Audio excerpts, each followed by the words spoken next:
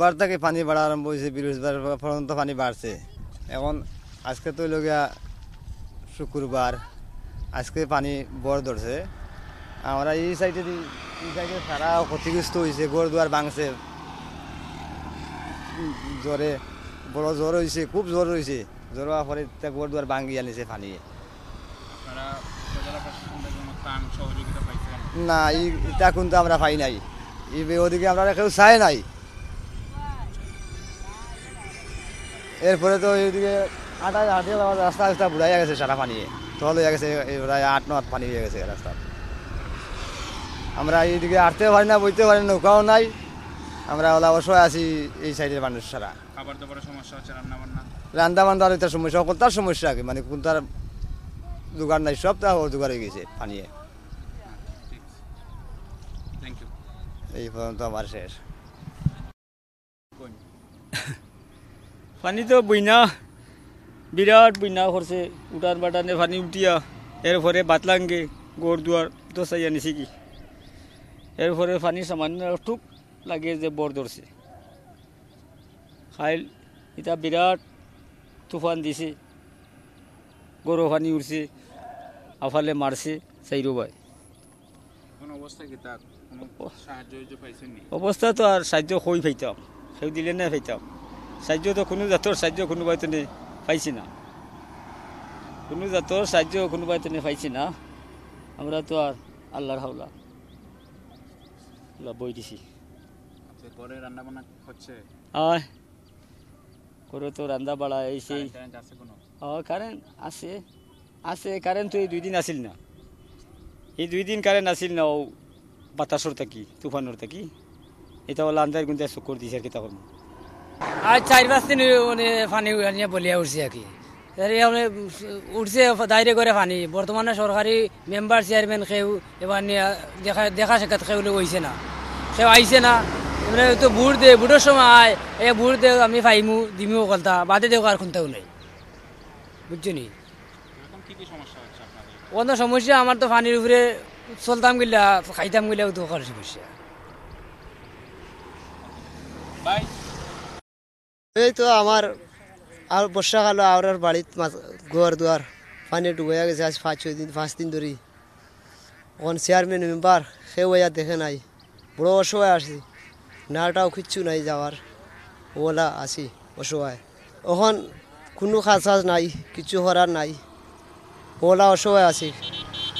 কালকে রাত 12:30 পর্যন্ত আমি দেখেছি সুরমা নদীর পানি একদম টইটুম্বুর। তারপরও কালকে রাতের কোনো বৃষ্টি হয় নাই, কিন্তু আমাদের রাস্তায় কালকে পানি ছিল না, তালতলা জামতলা এলাকায়, কিন্তু এখন রাস্তায় পানি।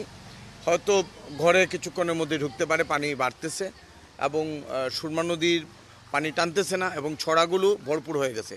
আর ছড়া ওভারফ্লো করেই কিন্তু এখন আমাদের বাসা এবং আশপাশের রাস্তাটা জলোচ্ছ্বাস হয়ে গেছে। এবং এই পরিস্থিতি আমরা 22-এ 2বার পেয়েছি, 24-এ এসে প্রথমবার পেয়েছি এবং শুরু থেকেই পেলাম 24-এর দিকে। এবং এই বন্যা পরিস্থিতি আমাদের কাছে একটু সহনীয় হয়ে গেছে, কারণ আমরা 2বার ভুক্তভোগী হয়েছি। কিন্তু এটা আসলে সহ্য করার মতো না যে একটা পানি ঘরে ঢোকার পর অনেক আসবাবপত্র নষ্ট হয়ে যায়। গতবারও নষ্ট হয়েছে, এবারও হয়তো তাই হবে। আপনি কতটুকু সেভই করতে পারবেন। এর মধ্যে কুকুর আছে, বিড়াল আছে, তাদের কথাও ভাবতে হবে।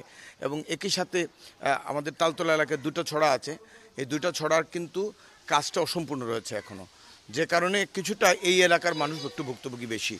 তো অন্যান্য জায়গায় অনেকটা রাস্তা ছড়ায় এবং প্রশস্ত হওয়ার কারণে পানিটা এবার উঠে নাই, কিন্তু সুরমা নদী যে ঢলের পানির কারণে আমরা কিন্তু আজকে বৃষ্টি না হওয়ার কারণেও আমরা পানির এই অবস্থার সম্মুখীন হয়েছে।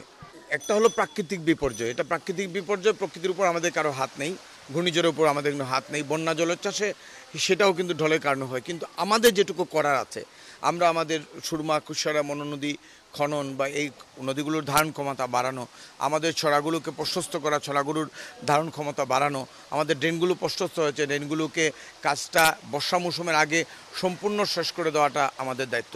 যে দায়িত্বগুলো আমাদের সবার উপরে পড়ে, রাষ্ট্রের উপরে পড়ে, সেই দায়িত্বগুলো যদি আমরা সুচারুরূপে পালন করি, তাহলে হয়তো প্রাকৃতিক দুর্যোগ আসলেও আমরা কিছুটা সেফ সাইডে থাকার সম্ভাবনা থাকে। পানিটা এই সকালের দিকেই বাড়ছে, রাত্রে এতটা আসিল না, একটু একটু আসিল, তো এখন পানির অবস্থা খুবই খারাপ। গড়ে বাথরুমের সাইডে পানি অলরেডি উঠে গেছে একটু একটু, আর এ সাইডে এখনো একটু বাকি আছে, মোটামুটি এখনো ঢুকছে না। এই দিলাম মনটার একটু বুঝাইলাম যাতে একটু পানি কমাইতে পারে, পানিটা যেহেতু ঢুকে না, আর জুড়ে আইলে তো আর সম্ভব না। আসি মোটামুটি বুঝলেন তো বন্যার অবস্থায় যেরকম থাকে এইরকম, তেমন একটা ভালো না পরিস্থিতি।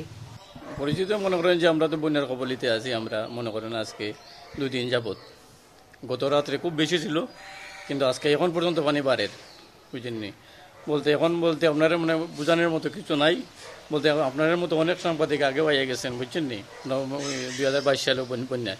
কিন্তু আমরা অনেক কিছু বলছি, কিন্তু আমরা যে তালতলার বাসীগণ কিন্তু অনেক দুর্ভোগের মধ্যে আছে, কিন্তু আপনার মতো অনেক লোক আসছে কিন্তু কেউ কোনো কিছু করতে পারে নাই।